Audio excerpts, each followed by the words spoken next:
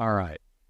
So in general tonight, the primary focus, just to tell you up front, in case you go, oh, I don't want to sit through this, it's okay, won't hurt my feelings. The primary focus is going to be looking at how do you prepare to fund the future facilities that you're going to perform the Great Commission through, okay? We can take a couple side trails along the way, but many of us will often plan for our wedding or had planned for our wedding, right? We plan our vacations, but how often do we really think about planning to pay for maintenance or freshening places up or expanding them or just getting something different because it doesn't fit the way we do ministry anymore? Those things need just as much thoughtfulness ahead of time and engagement as the first things that I mentioned. And that's where we're going to spend a little bit of time thinking through this. And I ask you up front too, how many of you are even familiar with the organization that I'm a part of that's standing here, the Florida Baptist Financial Services Ministry? Okay. All right. And the ministry, just give you a little bit of history. If you already know it, that's awesome. If I'm giving you more to round it out, that would be good too. That overall, Florida Baptist Financial Services originated as the Florida Baptist Foundation back in the 40s with the charge to help individuals to be more generous as God calls them home through estate planning and charitable giving. And so we have helped churches for the last 80 years in that arena and individuals to put together a plan that is executed through estate documents, wills and trust, so that they can make Christ famous with the stuff he gives them when he calls them home to see him face to face. And then we manage those monies when they have charitable intent so that they get where they need to go when the person that owned them isn't here themselves. So we provide estate planning workshops. Through those workshops, people have the opportunity to have individualized case planning where we help them construct an estate plan. And then we help get them connected with a resource to get the documents put together so that their wishes are executed when they are no longer here. And it's available. We don't charge to do the workshops. People, in some cases, depending upon the partner we have engaged with on the document side, may not even have to pay for the estate planning documents themselves. But as you think about it, most people don't engage in that stuff because they don't like the idea of death. But we've already encountered the gospel, which takes the sting of death away, right? So why not be faithful instead of fearful and talk about the subject? I mean, one of the best days you'll ever recollect is when you see Christ face to face. The other thing is, we may not think we have anything, and the gospel says otherwise. Everything we have is by the grace of God and the grace of God alone, and we all have been given resources and relationships to steward. So we help connect those dots. And then none of us have any idea when he has determined to call us home. So we should make those decisions now as an expression of faithful worship as to how we're going to steward those resources later on when we're not here. We do that when we're alive. It's too late when he's called us home. So we help people to go through that process, discern what God's given them, dream how they'd like to make him famous and giving those resources out for his namesake and the good of others. After they design that plan, we help them go ahead and get the documents drafted so they can actually have something in place. So if you ever want to ask questions, just give us a call, okay? And I'll be glad to help you with that. There's cards in those packets. You can easily get a hold of the office, but we'll come and help your church out. So we did that for about 40 years to this point. But in 1990, we decided to create Florida Baptist Financial Services and bring Florida Baptist Foundation under it, while also birthing the Church Growth Investment Fund, which is a fund that was around and started doing crowdfunding before it was ever anything popular. So our original focus, and it still is our core focus, is to serve Florida Baptist Convention churches and their members. We will serve others that are like-minded in agreement with the BF&M. But our core ministry is Florida Baptist Convention churches and their members. And we serve them by helping the individual or the church in managing your cash. Every one of us, every one of your churches have money sitting in a bank. Banks are great. They help us do commerce. They get funds back and forth where they need to go. But their impact on the kingdom is a lot harder to discern when they have your deposit dollars You don't necessarily know who they're loaning those out to. You don't necessarily know where the earnings in the bank are being invested. So there's a chance to have a little bit more clarity of kingdom alignment and impact. Those monies could be invested with us. And what we do with those investments is loan the money out to Florida Baptist churches. So churches that need money for renovating, for expanding, for purchasing, for building their first building, we make loans for that. And we can make it because people and churches have invested in the fund. So you may be earning a nice little yield at your bank. We would love to offer you a nice yield while also allowing you the opportunity to impact the kingdom while those dollars are there. That's what's available through the Church Growth Investment Fund. The yields are anywhere from 3.3% up to over 5%, depending upon if you want to make a commitment on the amount of time you have it with us or not. So it's worth looking into. Glad to explore that further with you. That's one of the ways that you could make a difference with your resources, and hopefully it might even be a better return for you than you have at your bank. Does happen sometimes. We're not always trying to be the highest paying out because that means we have to charge our churches a lot of interest on their loan that we don't really want to do that if we don't have to. So the other side is we make loans. So if your church needs resources for buildings, we do that. And we do it very differently than banks do. Okay? We function for the purpose of the church having the space to make disciples in, and how we look at your cash flow is a little different than a bank. Right now, there's about $134 million out in loans. There's about $175 million invested, and the fund's total size is $220 million. The difference between that and the $175 million invested is our own equity that stayed in the fund over the last 30 years. So you're not going to find many banks that are capitalized at that significant amount. That just shows the faithfulness God has allowed us to steward over the years. So from that basis, there's a team of 10 of us.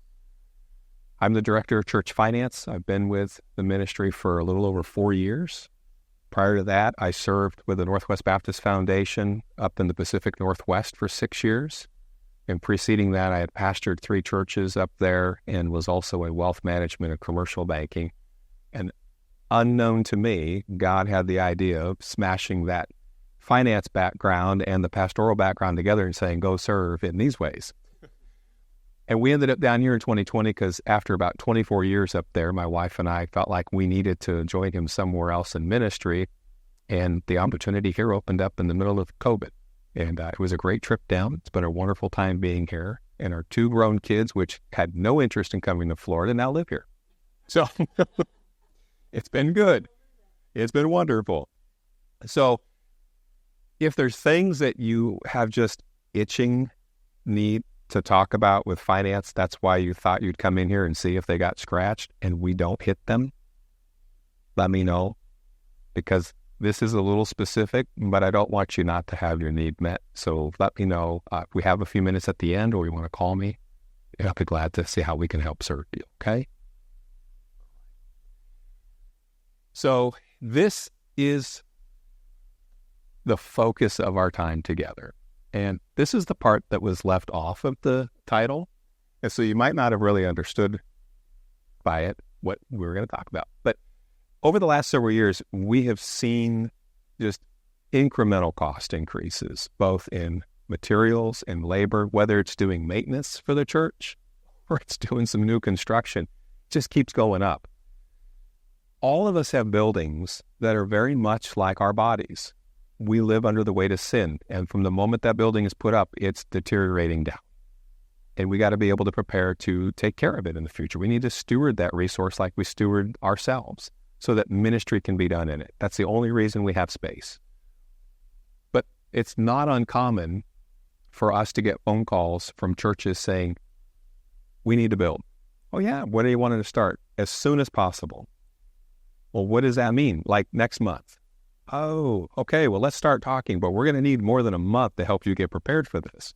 Or they think they want to buy something because this great thing comes up and they want to get the property next door in case they expand in the future. And they've had no conversations about ever preparing to do something like this.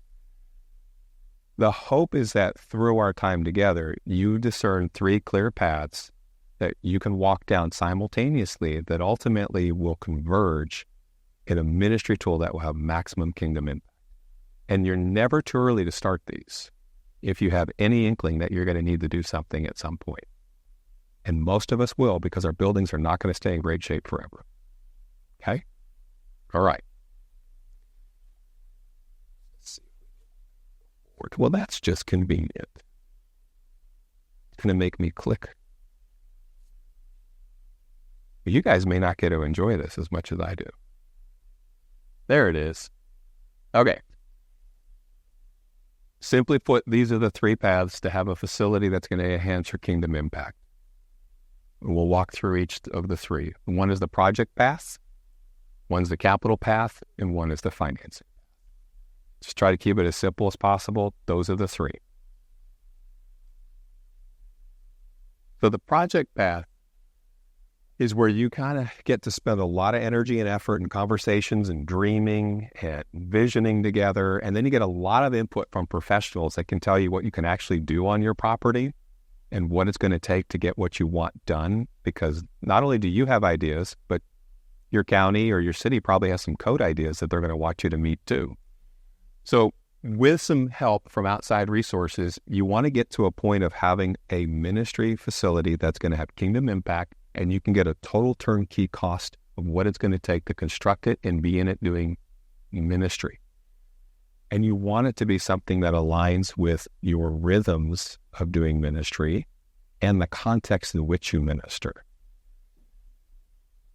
When you think about this path, it's going to consist of things such as, why do we want to do this? What do we need to do? Okay? Those are good questions to ask up front. It's not just that we need space, but the why behind it.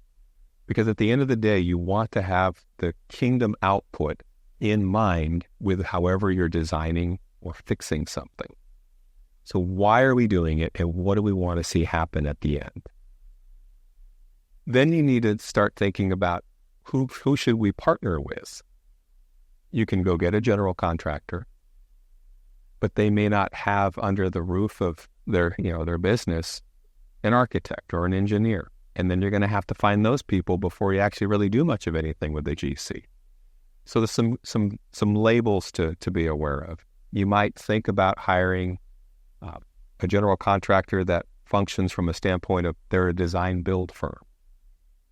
They will spend the time with you to learn about how you minister as a church, to be able to come back with a suggestion of what kind of facility you need to do that ministry in, and design it with you, as well as carry you through the process of constructing it.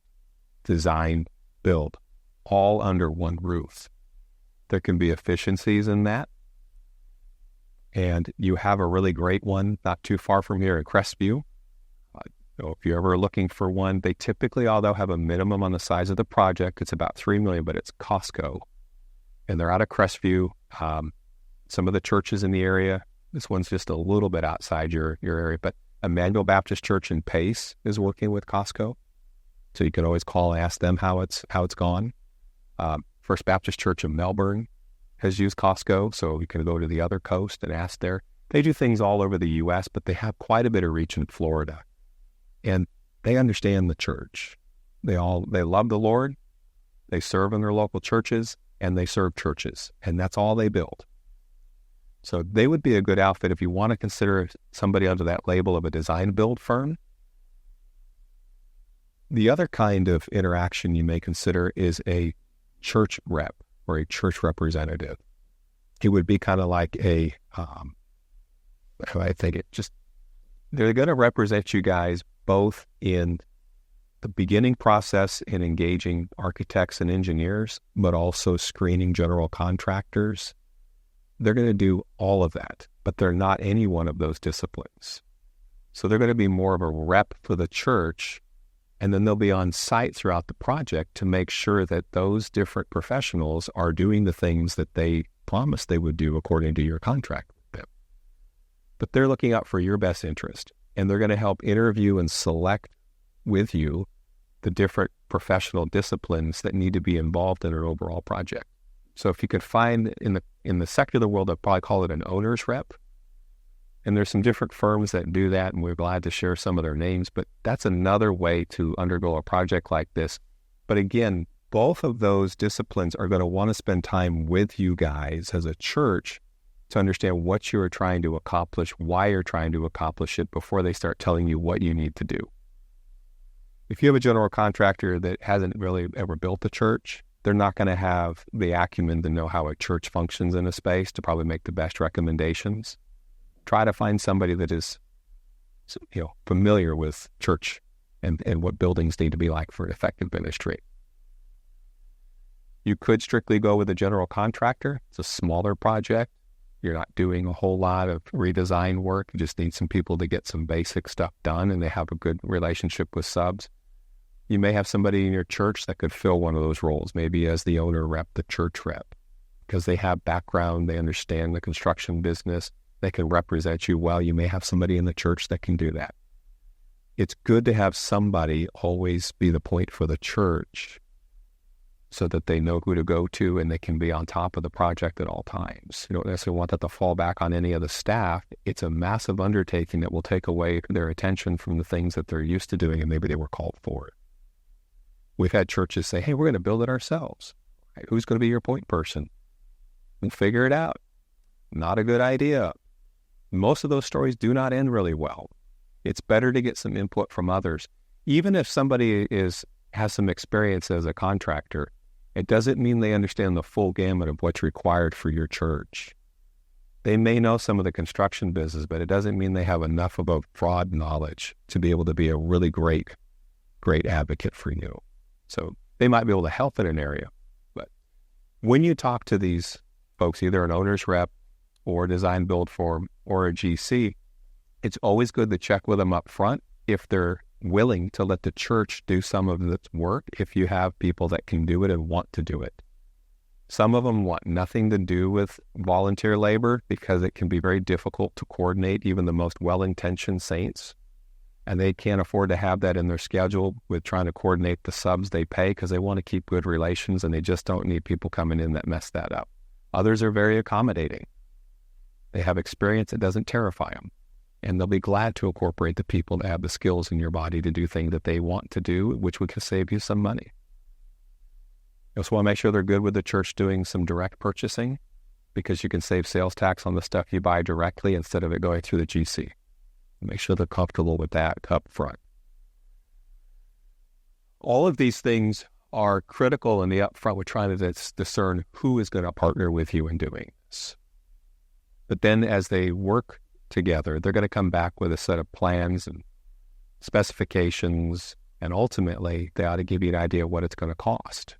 And that's crucial because you're going to have a chance to say, this is what it's going to take for these kinds of kingdom outflow to happen from this space. We need this much money. And this is about how long it's going to take. But once you understand the scope of your project, then you can start discerning if you need to put it into bite-sized pieces or you can do the whole thing at once. Something else, if you're working with an existing facility, is you might ask some of these people if they have the expertise or the willingness to do an evaluation of all of the facilities that are already on the site to make sure that there isn't any unforeseen maintenance that will need to be dealt with in the next year, 3 years, or 5 years. That could be more efficiently incorporated into the job that you're asking them to bid on. There may be efficiencies in that. There may even be some code things that they would just be better aware of as well. So some of the firms will be willing to go with drones above. They'll crawl underneath. They'll look all around. They'll get behind walls and give you a nice assessment for a fee of what you need to be aware of for the maintenance that's coming up so you can be aware of planning to deal with those items in the time that they're going to need to be dealt with. That's a great way to be a good steward.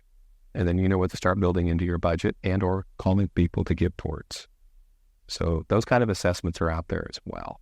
And you could ask a GC. I wouldn't necessarily go with like a property inspector because they don't always get super in depth in all of those areas or have the contracting experience. They can tell you if something's wrong, but you want somebody that's going to be able to tell you what needs to be done to make it right and what it's going to cost and how long you have. So They probably need to understand the mechanicals that they're looking at. So this path, time-wise, depending upon the scope of your project and who you're working with, it could be accomplished within a matter of months, or it could be a couple of years. So once you decide on somebody that's going to help lead you down this, it's not uncommon for them to maybe take up to 9 months before they can begin engaging with you because they're already really busy.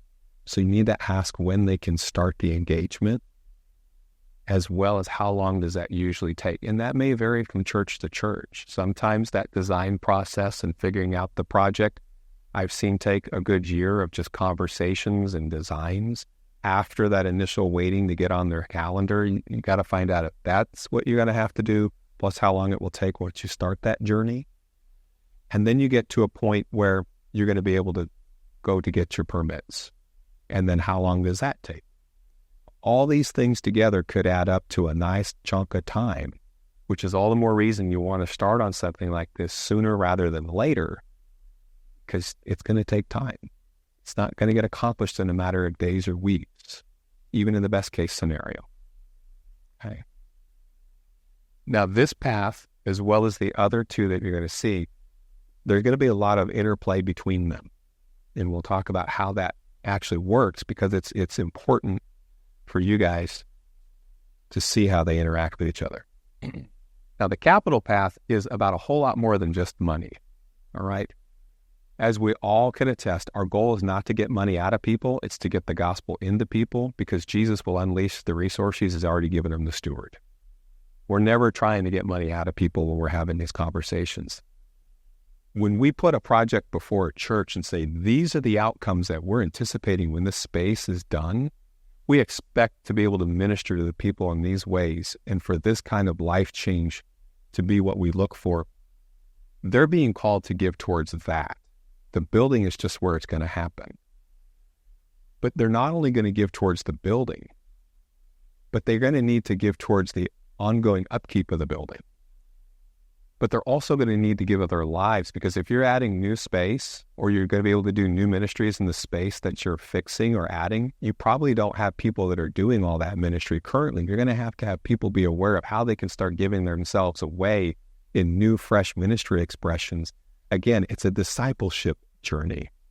That's what this is. It's a call to join God in what He's doing in erecting the building and in the ministry that's going to happen in it and through it in the days that follow.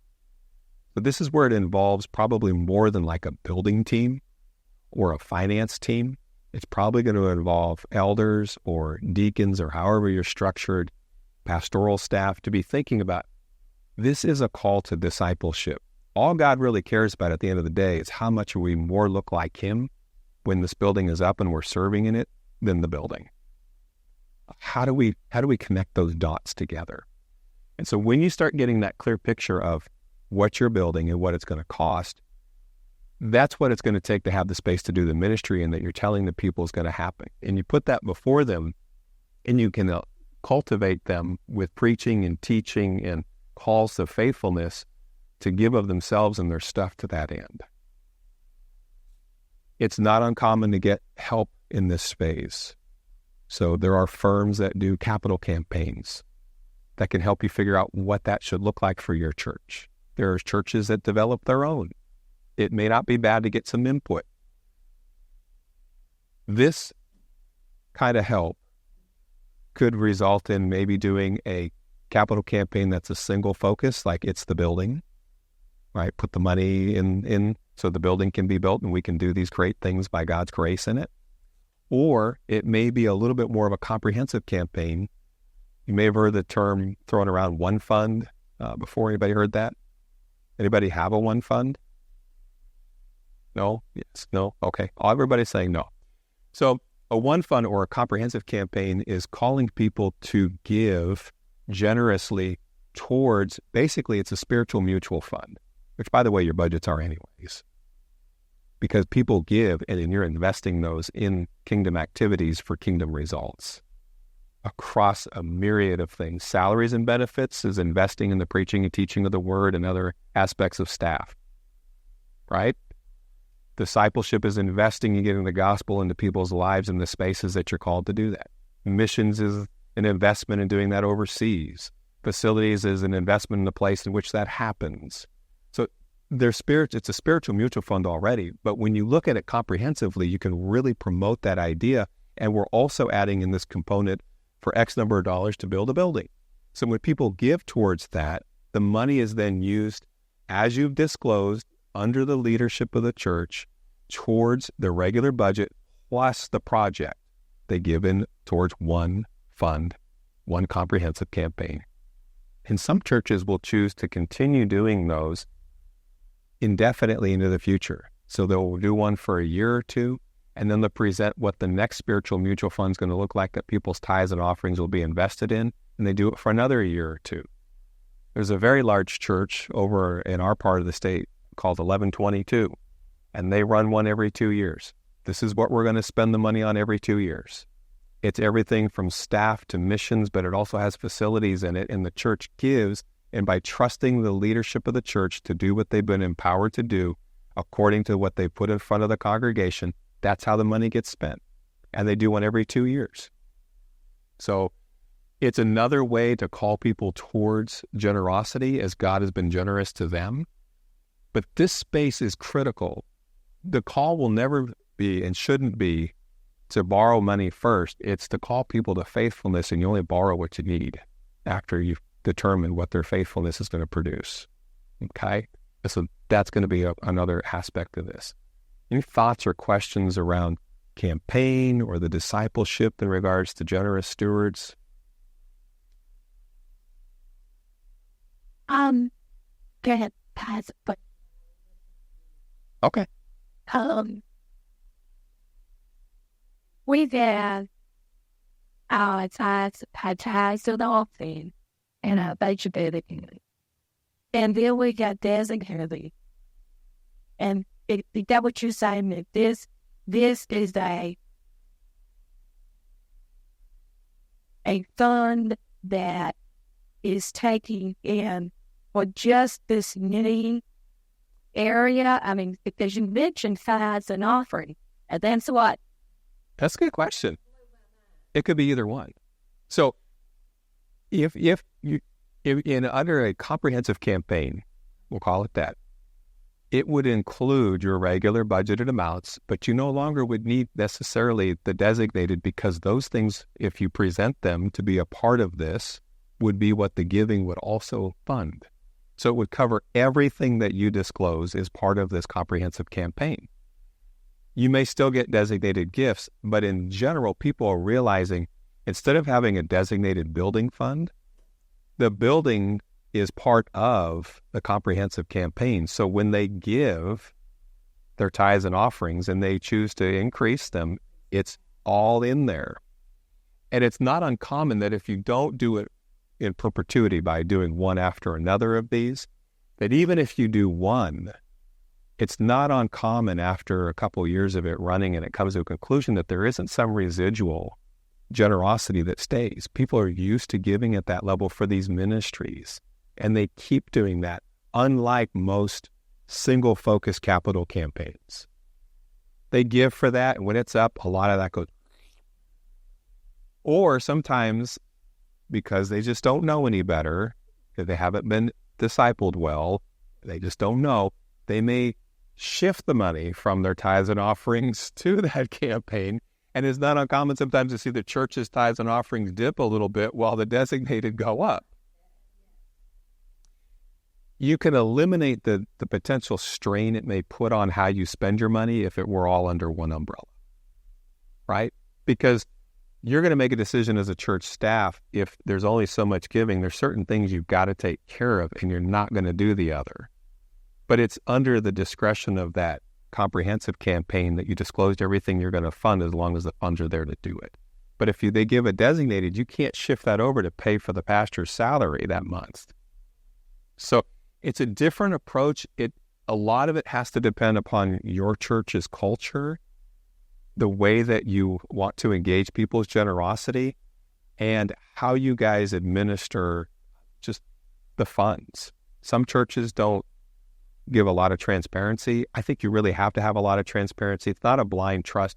We're going to give you the money for that comprehensive campaign, and we'll just assume you're going to do good. I mean, you need to disclose what it's going to fund and allow people to know how it's been doing, and then show them the beautiful stories of the things that come out of funding those ministries, so they know why they gave and they want to continue to do it faithfully because they see God working through that. So the only your general fund is no man. Yeah. It's correct. There's nothing wrong with doing the designated. There's churches that do really great doing the long time, the old school building fund, and then regular tithes and offerings, and it all works out fine. But there are other options to think through and see if they may be applicable. And a consultant with a campaign firm can help you with that, as well as asking other churches that you may know, hey, what did you do? And how did that work? And what would you change? What would you never do again? Those kind of conversations are helpful. I will tell you, we're dipping our feet into this space. We realize there's been a gap in our state convention since they kind of decentralized and got rid of a lot of those kinds of disciplines. There hasn't been any particular go-to for campaigns. We are building that out right now. One of our staff members has that background with an outside firm. And so it's helping us with his own experience to be able to be a better resource for cultivating stewardship through campaigns. So we can give some advice, and at some point in the future, we can help with that. Our goal isn't to be any less helpful than some of the outside firms, but maybe not charge quite as much, because we realize the need for our churches. Okay, so this is invaluable because it's really a call to disciple people in the generosity that the gospel requires of us. Okay, and again, it's not about the building; it's about the ministry that's going to take place in the building. And really, you're saying that you're talking about possibly buildings, literally buildings. But if that concept could be used for anything that you want to do, the further by state. Yeah. Doesn't have to be a building. Doesn't have to be a building. There's correct. Yeah. You would disclose what the comprehensive fund is going to invest in. I say invest in, it's pay for, right? It's your expenses. Those are actually investments. It's a mindset change. They're investments. You're investing in those different line items that you currently have on your expense section. Those are they're investments. They're ministry investments. They're kingdom investments. And I think it's helpful to think of things that way, because then people are willing to invest in something, because when they invest, they expect what? Returns. So does he. Whether it's 2 times, 5 times. When he said, well done, good and faithful servant, he declared that not just because of the general return, but because of the character of the steward as well as the faithfulness of the steward. The faithfulness was in the master's character, and he reflected that by stewarding the same way the master did when he watched him and he was in his presence. We want that to be true of the church, and we want that to be true of the individuals that make up the church. Good to think of it that way. So this next path, gosh, this just loves getting sticky, is the financing path. Your financing really should be customized so that the total turnkey cost for the project, less your people's promised generosity, is what you need to borrow. We often like to think of this from the standpoint of we create these little charts for folks, and we say on this side are your sources of funds, and on this side are your uses of funds. The turnkey cost of the project, that goes under the uses of funds. Okay? It's what it's going to take to be in there and to have it gospel ministry ready. On this side, you're going to have your cash you currently have on hand. You're going to have your pledges for money that's coming, and then you're going to have the loan. These 3 things need to equal or surpass this. If they surpass it, you can make the loan smaller or disappear. You never, ever, ever, ever, ever want to start your project doing it and paying for it unless these two things match or your sources exceed your uses. There's too many times that I've had these conversations with churches that say, we got started and we figured God's just going to provide the money as we go because he wants us to build this. And we get these phone calls that God, for some reason, isn't providing it when they need it. And they can't keep building what they're building. That creates all kinds of mess, okay? It creates inefficiencies, which can affect the project's cost, make it higher.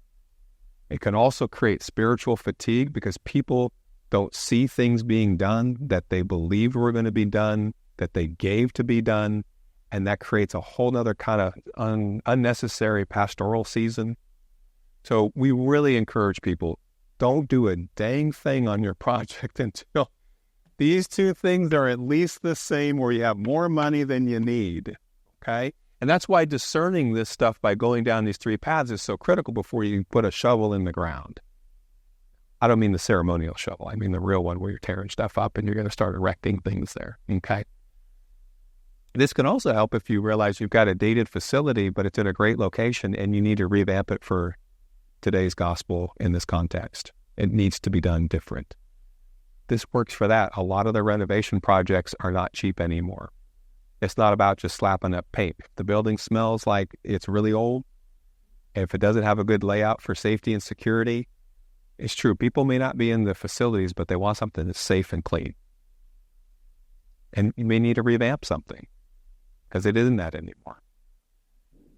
But this gets customized. And when you get an idea of maybe what your potential debt service is going to be, and you get an idea of, oh, when we fix this up, we may have more space, so we might have more utilities.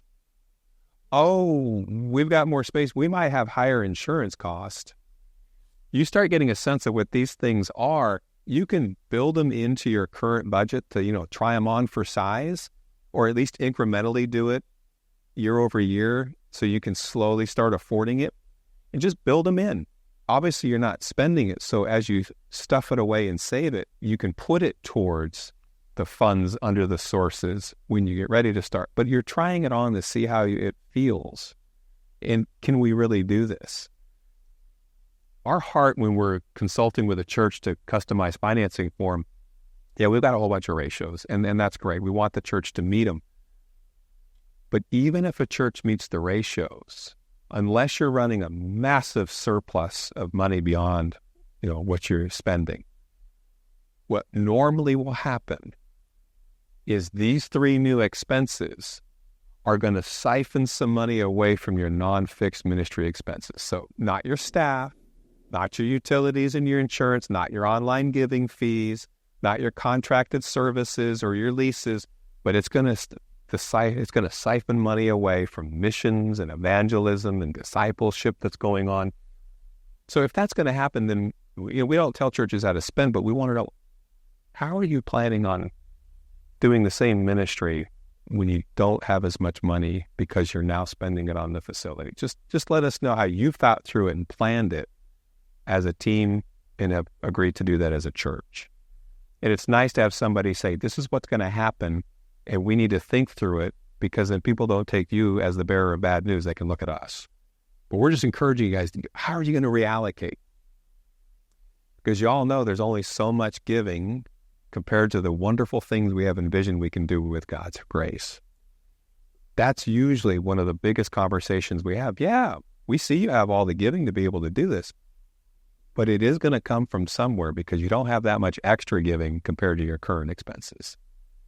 We try to have those conversations regularly and get churches to think through that. And that may take some planning. You may need some time to adjust how you're using resources, or you may realize that giving ultimately is going to need to go up X number of dollars to incorporate all this without cutting out what we've been doing. We need to maybe get ready to do that. And you need time. This is the quickest path to journey down. It can be done in as soon as 2 months. Sometimes it's more like 4, depending upon timing of some different events. The other ones are much longer. That one path in particular, the capital path, it can take a good year to learn the church, to know the people, to discern the giving capacity, and to put together a campaign that will be best for your church from a discipleship standpoint and for the best potential outcome. And then the campaign may run for a year or two. It's not uncommon to go for 2 years, maybe 3. So that's a year. This could be maybe a year or so. This should be engaged early on, but then there's just a lot of holding. And then as you get these pieces of information, then this gets customized and speaks into these arenas so that we can help make sure everything converges to the ideal space that you can afford, you can minister in, and people are thrilled to be doing that inside of. Questions on any of this? Okay. If you need to borrow, I'm going to tell you some sources for borrowing as a church. If you need to borrow up to $20,000 for some basic maintenance, you need to contact your regional catalyst at the Florida Baptist Convention. They have what's called a microloan program. So we're a partnering ministry of the Florida Baptist Convention. So we do not do this. They do this directly. So who is your regional catalyst? Is it Lewis? Okay, at least for a little while. All right. Well, Lewis is still in that role. He gets to be your cheerleader in front of the State Board of Missions Loan Committee. And he tells great things about your church and why they should make that loan to you. But they have a microloan program where the first $5,000 is literally a grant. And the next $15,000 is interest-free, paid back over 5 years. Okay? So if you just need something for a little bit of maintenance, that's a really good place to go for it. They will also make a total aggregate of lending available between $100,000 to $150,000 for a church. Now, the nice thing about them doing that is their loans have absolutely zero fees. And they don't record a mortgage, so there's no doc stamp tax for the state of Florida to charge you. So there literally is no cost to get the loan, and the interest you pay it back is at 5%. It's a fixed rate. That's insanely good. And you get to do it over 10 years. Okay? So if you need that for a roof, if you need that for a couple air handlers that would go out, that's a really great way to go get some money, and it doesn't cost. You have the interest, but you don't have any fees. Okay? We come in when those needs. Correct. Theirs does. It goes back in for that loan pool so they can make more loans. Yeah. You're helping others later on. Exactly. Yeah. If you need to borrow more than that $150,000, that's where we come in. We make loans from there up to $7.5 million. We have partners. We can go higher up to $15 million. When you pay the interest back in your payment to us, it also helps others in ministry, because we take the interest that comes in on those loans and we pay back the individuals and churches that have invested in the fund through our certificates of investment. That's how we can afford to pay them, and they have cash flow to go do ministry. That's also why they invest, because they know that is going to be for church tomorrow, so they have space to make disciples. So between the convention and us, you have great resources available. If you know your banker and you love your banker and they understand the church and they can give you great terms and you're not too concerned about what they're doing with the money that you're helping them make, you can always talk to your local bank. But we'd love to be a part of that conversation if you'd like us to. Okay? So there are a couple of ways to pursue this. It's not uncommon if you're going to get started back on this side, especially if it's more than just a minor reno. If you're going to do a major renovation, you're going to do an addition, you may have what's called soft cost, where you have to pay for an architect and or an engineer up front to get some plans and specs and drawings, because those tangibles are often helpful in putting together something that people can see is going to be built that they can give towards. If you don't have that cash saved up, or you don't have somebody that said, when we get ready to do these, let me know, I'll give you the money to do it, you might be benefiting by going to the convention to get one of those loans to help pay for this stuff up front. And then if it's part of that overall uses of funds, when we close, we can pay the convention off. Our rate of interest is a little bit higher, but it's easier on your budget because our loans are paid back over 30 years instead of 10. So it frees up monthly cash flow to do other things with. So it's not uncommon to go to the convention to get money that can be used for soft costs to help you get a conception and a practical output of what this will look like so that people know what they're giving towards, and we can help you finance to get there. So they could do get integrated. All this stuff that we're talking about, you don't have to walk out and remember it. You can just call me. Because you're probably swimming in stuff going, I don't know, I wanted to hear in this, and I probably don't want to hear it. I don't want to retain it all, but I can help you when you need help. Okay? Any questions about any of this? How many of you are in the middle of a project, are thinking about a project? Okay. What are you guys thinking of doing? What's that? Okay. You will have to go back to the team. More fun. More fun. Did you guys experience many cost increases from when you started the journey to when you got done? Yes. Okay. I would say that it's planed off a lot. The stuff, the pre-coded, post-coded, it's planed off some. But I would rate it 5% higher this year versus last.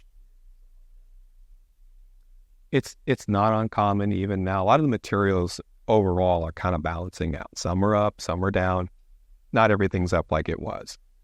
But general labor, it's still, you probably want to still plan maybe annually a 10% increase year over year. So if you're starting this here and you're not going to get to start building it for 3 years, whatever number they tell you now, 10% one year, 10% the next, and 10% the third, that's probably what it's going to cost you by the time you start.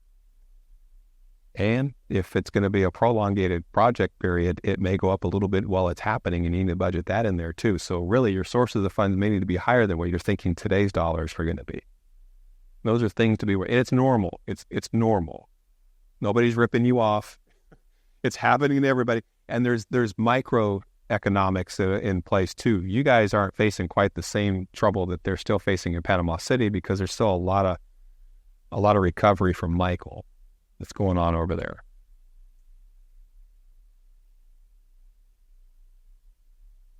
Any other nuggets of wisdom from your own experiences? You say, I'm sitting here, I'm thinking this, everybody in this room ought to know it.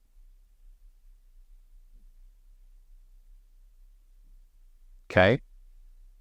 I would say the main takeaway from the night is if you're thinking about doing anything, you need to start now. And we're glad to help stir that spur in the saddle for whoever you need to talk to by coming and walking through this with a team. I spent 2 hours with a church today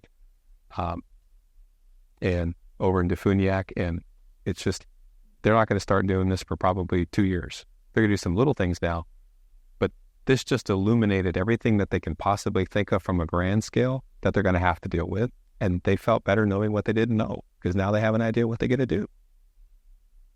So we're glad to do that. Realtor, my own, I had a client that wanted to build a house. I had brokers like, it is so much more cost effective to find a house that's already built than you building it. Can be. Yeah, it can be.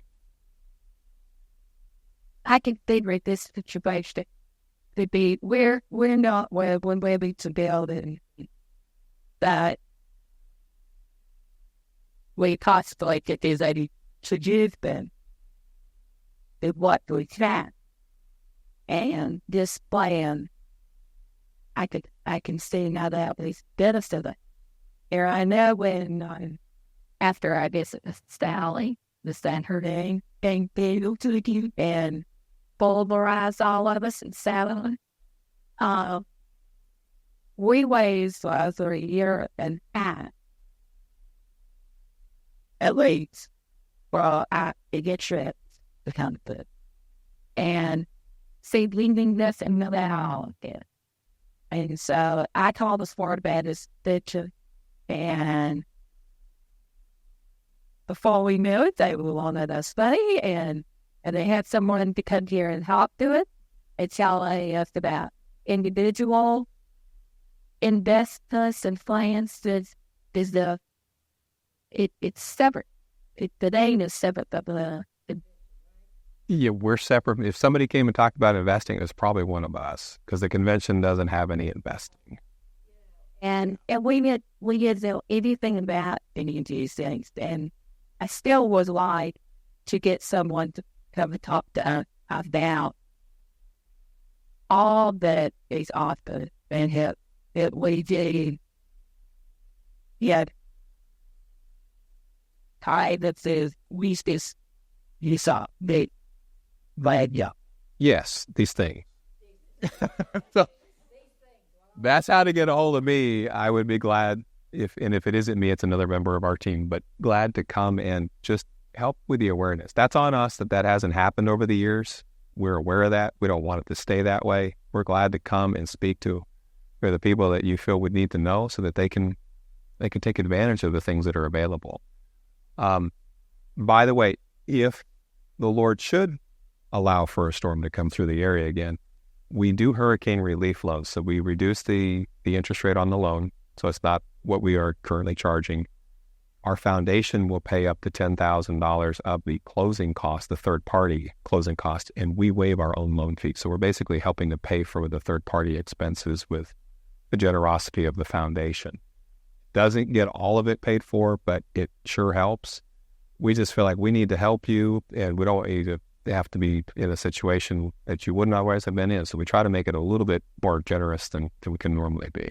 So if something catastrophic, a named storm comes through, and it does something like that, and it's more than you can borrow from the convention, keep that in mind. We're here to help.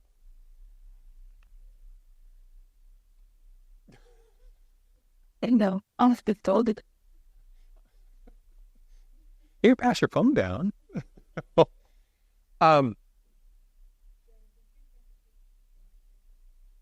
We've got 1 minute or so. What is something that you have discovered in your roles in your church that you feel would be absolutely vital to let the rest of the group know before they walk out? In your stewardship role, is there something you really want everybody else to know? I'd love for you to share it.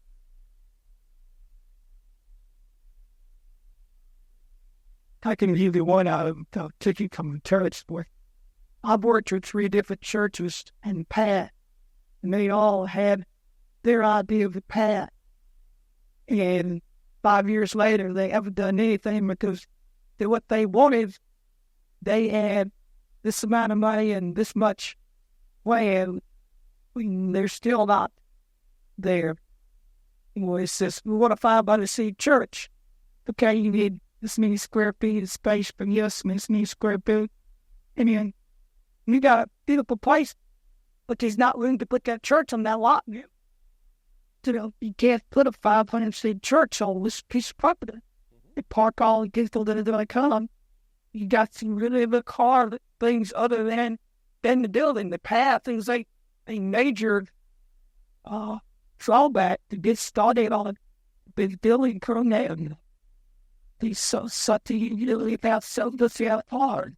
So just starting this thing. Like land still sitting there. Sure. 3 sites speak there. See no way they could put what they want on those 3 pieces. And they often need to hear that from somebody else because they're not going to see it themselves. And they may never believe it, but at least they heard it. And they've heard the truth. And they could make a change with help if they're willing. But that it is a sticking point sometimes. You're right. What we want is not what we can have. I know the partnering and it's done. To accept the things the Lord's back to anything to that. Also, saying or had a known then let it. It did not get a county. How did it just get the often of God's baby and now it stick. Okay. It's and because of the IFD is the second project. They get still. People like Tracy, you said you're a realtor? So if you guys are ever looking at a piece of property as a church, make sure your realtor lets you know what it could be zoned for if it isn't already ready for what you want to use it for, before you get into a contractual situation, unless there's time to figure that out. But they'll help you figure that out. I was about the second day when he started schooling, and it took a lot